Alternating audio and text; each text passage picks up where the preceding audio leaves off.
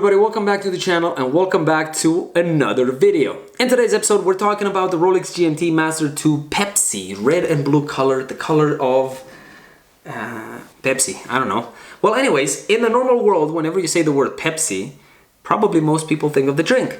But to the watch fanatics, or at least to me, in my mind, the watch comes before the drink. It's very weird. But I've spent about 2 weeks with the GMT Master 2 Pepsi, and I will call it from now on Pepsi. I will not say Rolex GMT Master 2. I spent about 2 weeks with the Pepsi, and I felt the need to report back on what I felt about wearing this watch. And actually, before I made this video, I was thinking to maybe give you a little bit of an intro of the watch, but then I realized that the watch does not need an introduction. I was also thinking to tell you a little bit of the history of the watch, but then I realized that half of you out there know the history of this watch, and then the other half don't know it, but don't really care to know it because you're here for the emotions that this watch will give you, or the photos that you see of this watch give you. And so, somebody who's somewhat emotionally driven by some things that shouldn't be, including my ex, I just felt the need of reporting back to you on what it was to own a Rolex GMT Master 2 Pepsi. I said, I'm not gonna say it, but I said it. And while I don't own the Pepsi, I didn't own the Pepsi, it was lent to me by a friend of mine. I experienced all of those emotions that you want. And usually, I mean, let's circle back a little bit and think, what is it that we want from watches of that price range, $20,000, $30,000? But when we see those watches, once, yes, we do like them because of how they look and you know, the proportions, the color combinations, materials, and things like that, design. The other part is definitely associated with the price. The fact that this watch is $20,000 or $30,000 on the gray market or extremely hard to get is something that makes us feel that if we were to wear this watch or own this watch, we would look more successful, more respectable. It would look like we have achieved something, we've done something right with our life. And to be honest, we all chase those feelings, unless you're born in a wealthy family. Other than that, we all chase those feelings to a certain degree. We might not all be materialistic, but we all do chase them to a certain degree, like I said. And I am no different. The number one thing that I want to point out about the Pepsi is, and that is kind of with the GMT Master 2 line in general, is the thickness. While you might be thinking, because probably more people like you wore the Submariner or had some sort of time spent with the Submariner, or at least once tried a Submariner 1, because you find them more often, the GMT Master 2, the Pepsi, does not wear anywhere like the Sub.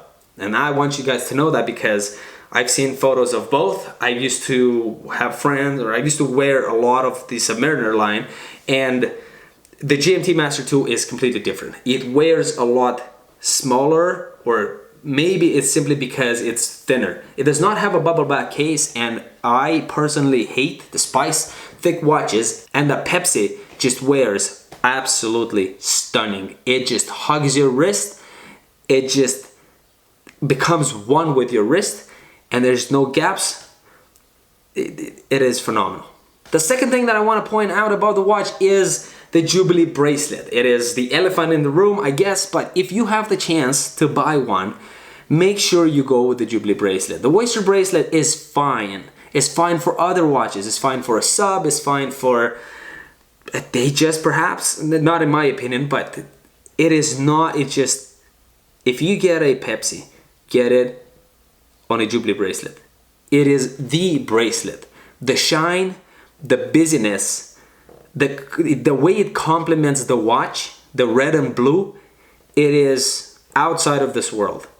Please listen to me and do what I tell you, because you will not regret it. The Pepsi on a Jubilee bracelet is simply a watch so versatile. It is the best and most beautiful modern luxury sports watch ever created.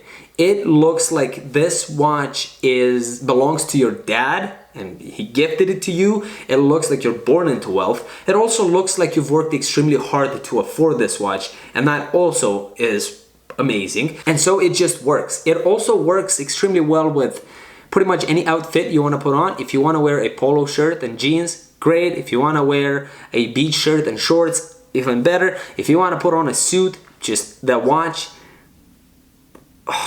Oh man, do I even need to continue? Why am I even making this video? This watch is so fucking beautiful. You can't imagine. You think you've seen photos and you liked it? But man, you have not seen. You have not seen. You must give it a try. The other thing that I want to talk about, and usually I bring this point in every video when I talk about Rolex, is that while we do understand this watch is a conversation starter, it is in your face.